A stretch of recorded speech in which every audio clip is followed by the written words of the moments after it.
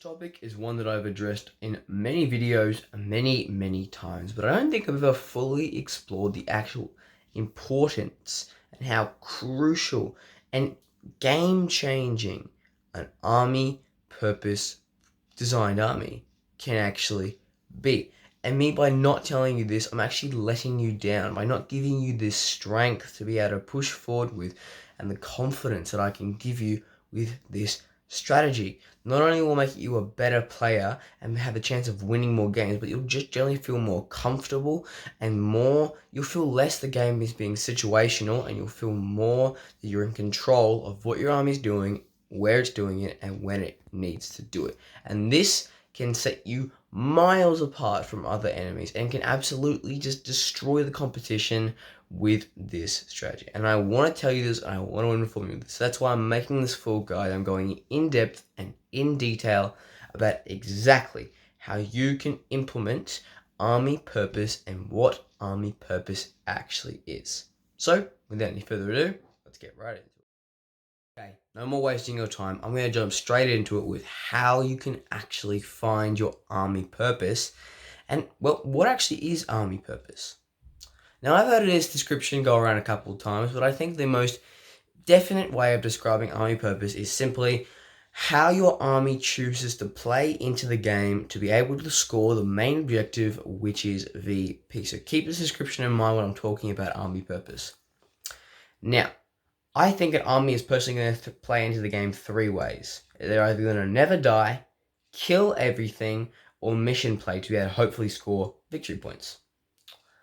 And every single army is going to play into one of those three categories a different way to hopefully be able to obtain that objective, which will then obtain them victory points.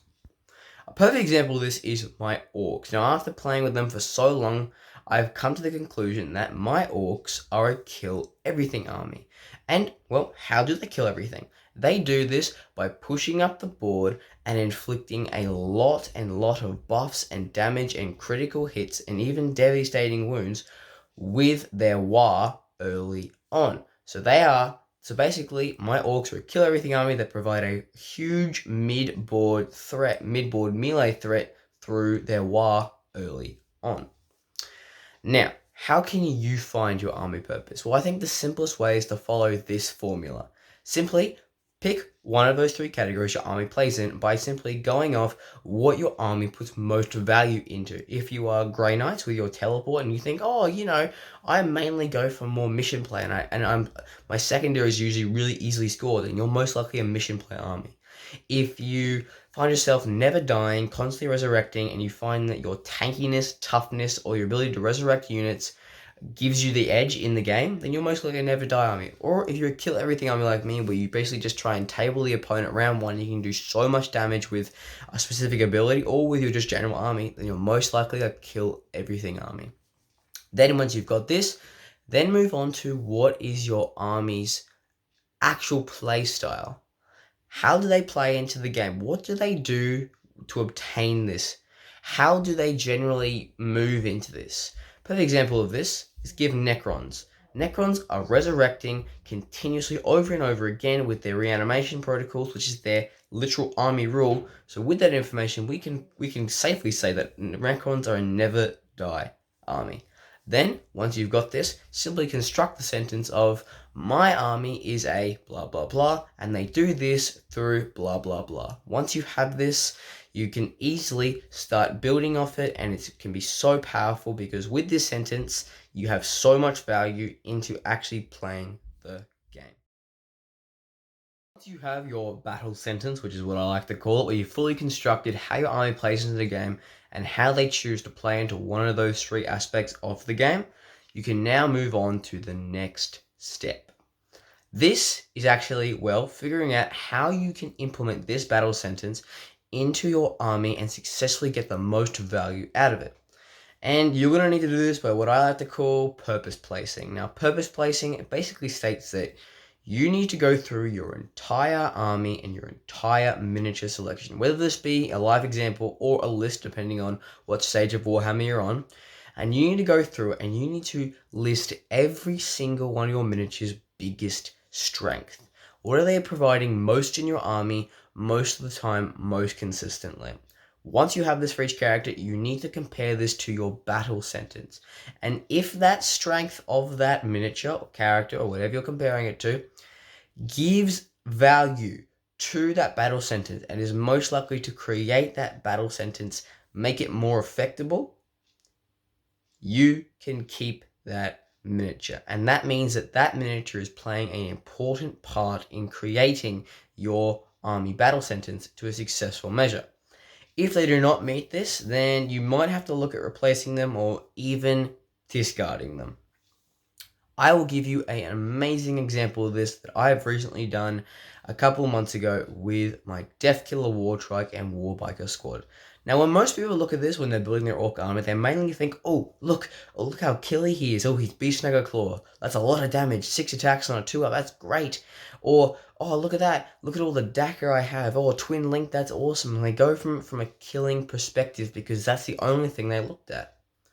But when I looked at Deathkiller Wartrike's actual index card, I noticed that his biggest strengths wasn't his killing. His biggest strength was his movement potential. As I looked it up, and he has the ability to almost move 18 inches with his special charge ability. And I was blown away by this. This is wow.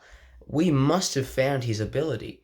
He plays amazing into movement. So that means he can provide a huge, awesome, incredible movement potential to your game. But after looking even more into Deathkiller Wartrike, I found out that he could be applied with the Super Cyborg Body Enhancement, which basically, if you don't know what it is, it gives a 4-up Feel No Pain on the character. And that was amazing. That is fantastic. That is incredible. Why didn't I think about this? I can then apply that to Deathkiller Wartrike's already fantastic, amazing toughness stats with 9 wounds, 6-up toughness, 5-up invulnerable save, and now 4-up Feel No Pain. That's creating a really tanky unit to be able to easily push up the board with 18-inch movement going into a huge tank. Next, you then have the Warbikers who are following him, and I realized, oh, look at that. 6-up toughness, 4-up save, amazing speed that goes along with the actual Warbikers squad ability, and I can take 6 of them, which means I'm looking at a decently tough tanky unit of the Warbikers with an OC of 2 to go along with Deathkiller Wartrike to push up. Perfect. My guys then play a tanky, high movement character that's easily able to send it up the board round 1 into no man's land and secure an objective and then tank that objective into a crazy extent.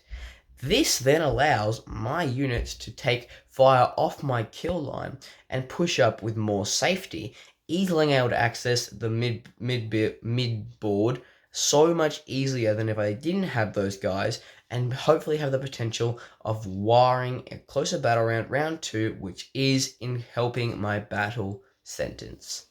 This is how it needs to be done, and it can be so stressful when you see a character and it doesn't meet those standards, and it can just falter and fall when it comes to providing value in your actual, army. And I've actually had to go through this recently where I found out that my Killer Cans and Death Dread, even though they were in my kill line, they weren't providing enough value in killing for their points cost. So I decided to replace them with Beast Snagger Boys and Beast Boss, who provide devastating wounds and incredible attacks and hit re-rolls when going monsters and vehicles, which are amazing for my kill line and will help me push up even further. And my Big Mac with Shock Attack Gun and my 10 Looters, which provide incredible amounts of shot at high range and easily able to protect the mid-board, which allows me to be able to move up even further with my kill line, creating a great potential to war round 2. This is how it needs to be done. Go off your battle sentence. Can be stressful, but if you push forward, it's well worth it in the end. And this doesn't have to be used with just building your army list. This can also be used for implying stratagems and enhancements to your army. As when you have this army purpose, it's so much more easily to be able to easily implement those 2 factors into your army because you now have a clue of what they need to do and if you can apply them. And basically, if you want to be able to know how to imply strategies and enhancements, simply go to your army and say to yourself, is this enhancement or stratagem going to allow me to fulfill my purpose more than if I wasn't to take it? If it does, easily take it. If the situation arises and you need it with a stratagem, take it. Perfect, amazing, can be used in the game as well.